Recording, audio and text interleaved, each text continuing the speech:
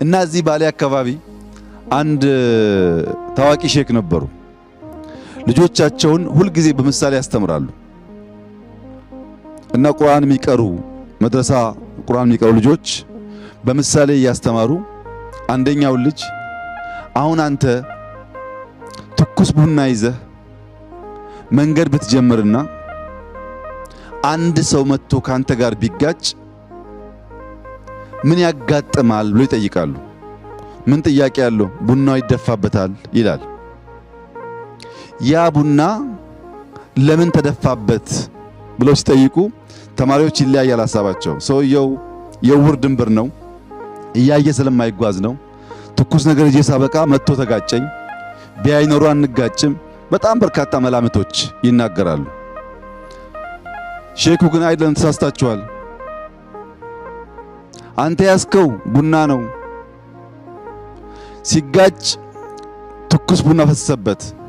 የያስከው ጤፍ ቢሆን፣ የያስከው ዱቄት ቢሆን፣ የያስከው ቡና ያልተፈጨ ብቻ ቢሆን፣ የያስከው ወርቅ ደግሞ ቢሆን ወርቅ ይደፋበታል። ችግሩ አንተ የያስከው ነገር ጋር ነው ያለው። እዚህ የመጣን አመራሮች ለባሌ ህዝብ ምንድነው ይዘን የመጣ ነው? አንዳንዱ ቁጭት፣ አንዳንዱ ተስፋ ሊሆን ይችላል። ለባሌ አይን መገለጥ ወርቅ የሆነ ሐሳብ ይዘን ከመጣን ያን ሐሳብ ደፍተን እንሄዳለን።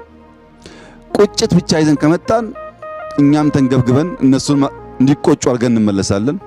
ተስፋ ደግሞ ካመጣን እንደዚሁ ነው። ሰው የያዘውን ነው የሚደፋው፣ የያዘውን ነው የሚሰጠው።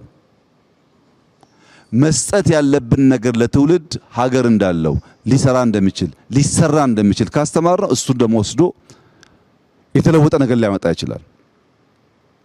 በኔ ሂሳብ ዛሬ እኔና እናንተ ችግኝ ተክለናል። ችግኝ ውስጥ ተስፋ አለ።